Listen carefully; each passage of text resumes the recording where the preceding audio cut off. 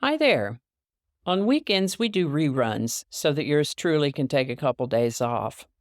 Look for a fresh new episode on Monday. Meanwhile, please enjoy this episode from this day from a previous year. Thank you so much for your indulgence and loyalty, and have a great weekend. Enjoy!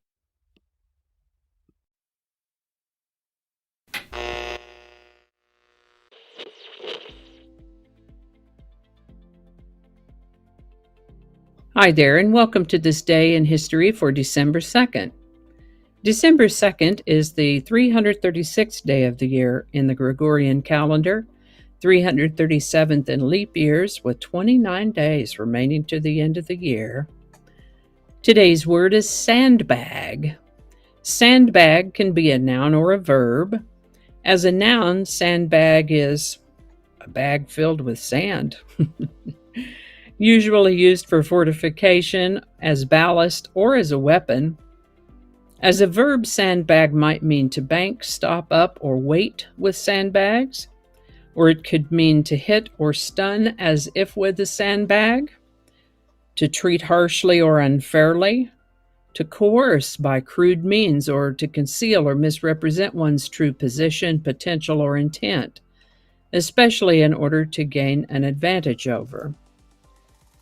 Sandbag can mean to hide the truth about oneself so as to gain an advantage over another. Where does this word come from? As a noun, of course, we're talking about a bag of sand. Sandbag. First known use of the word sandbag in this context is 1590. First known use of the word sandbag as a verb is 1860. Sandbag. And with that, this is the birthday of William Cooper, born December 2nd, 1754. He was a judge and politician and founder of the village of Cooperstown, New York. He also happened to be the father of author James Fenimore Cooper. William Cooper lived to the age of 55. Alabama ratified the 13th Amendment to the U.S. Constitution on December 2nd, 1865. This is the one that says that neither slavery nor involuntary servitude, except as punishment for crime whereof the parties shall have been duly convicted, shall exist within the United States or any place subject to their jurisdiction. That's the 13th Amendment, the one that outlaws slavery. A couple more states and it'll be ratified and come into effect before Christmas, but I'm sure we'll talk about that in the coming days.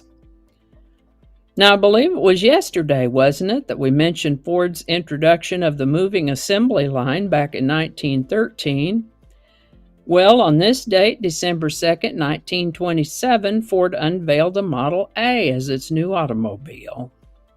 Today's song is Daydream Believer by the Monkees.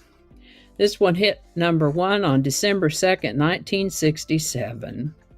Written by American songwriter John Stewart of the Kingston Trio, the Monkees recorded it in 1967, and it's been covered by other artists as well. I'd say the Monkees were having a pretty decent year, though. They opened 1967 at number 1 with I'm a Believer for the first 6 weeks, and carried most of December with Daydream Believer beginning the first of 4 weeks in that number 1 spot on December 2nd, 1967. Link in the description.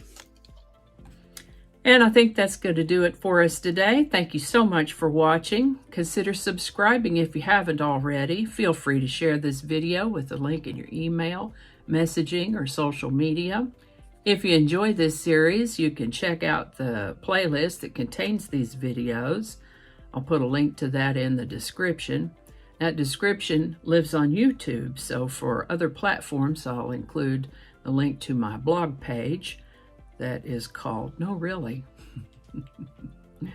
You can also find me on Rumble, BitChute, all those links in that description. Alrighty, that's all I can think of right now. Thanks again, and I'll see you next time.